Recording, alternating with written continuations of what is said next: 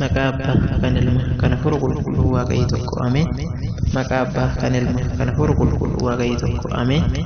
Maqaa Abbaa kan Ilma kan Hafuura Qulqulluu Waaqayyo tokko ameen. Ameen. Kabajamtoota jaalatamtoota maatii Waaqayyoo biyya alaaf keessa jirtan maatii Waaqayyoo kan taatan Waaqayyoon kan isin jaalatu isinillee Waaqa keessan kan jaalattan hundumti keessanuu bakka jirtan maratti akkam jirtu akkam yeroo kana geessanii eeyyee galateeffamuu namoota isaa kan ta'e maqaa Waaqa keenya yeroo hundumaa kan kabajameef kan ulfaate nuuf haa ta'u. Amma walala tokkoon isin dubbisa hundumti keessanuu na dhaggeeffadhaan isiniin jedha. Mata duree walaloo kootii Gooftaa Amaanu'eel jedha.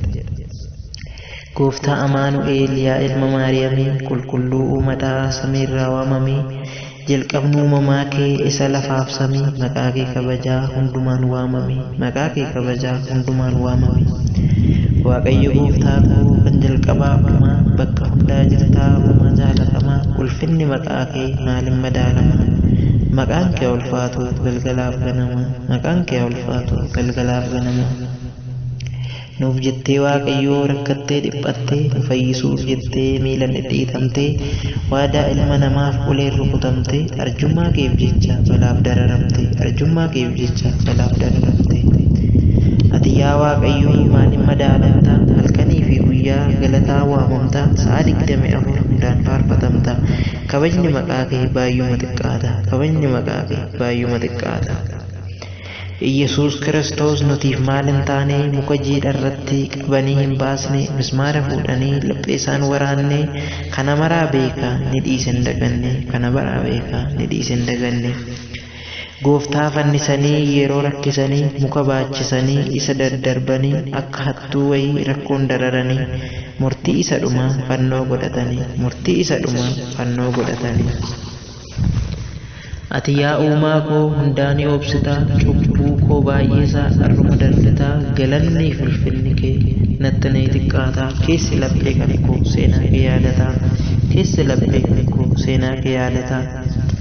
Egaa yaa uumaa koo maalumaan hojjenne hojii ilma namaa kamiyyuu hin daganne biyya lafaa dhufuun barsiisuun mul'atte isa cubbuu malee maraayyuu hojjette isa cubbuu malee maraayyuu hojjette. Arjummaan kan kee dhumuu jira bara baraan ani dhaabbadheera galata keef daraan duubatti hin deebi'u ani wanta yaraan si galateeffachuuf fidadhee ka'eeran si galateeffachuuf fidadhee ka'eeran. Addunyaan badduudha hubadhee argeera mootummaa kan keetiif kunooti cimeera ati na jabeessi maaloo siin jedheera fayyina keen fedha maraa hubadheera fayyina keen fedha maraa hubadheera. Badee hin hafuutii kana abdiin qabaa isa kufee maraa sumatu ol qabaa si qabadhee anuu kunooti mirgaan galee jalaa badee dhufe diinota koo kalee jalaa badee dhufe diinota koo kalee. Miila lamaan jaajjii gargaarsa keen gooftaa ati nan daganne uumaa jaalatamaa cubbuu jibbuu malee ulfinaan na laaltaa cubbuu jibbuu malee ulfinaan na laaltaa. Gatiin abbummaa kee natti ulfaateera nan dhaabbadhaanis miila koo kaaseera hin dagadhu yoomuu maqaa kee baaseera si faarfachaa buluuf anis qophaa'eera si faarfachaa buluuf anis qophaa'eera. Mee maalin na dhiistaa lakkii diinota koo anis si gateera qabadhe uumaa koo deebii.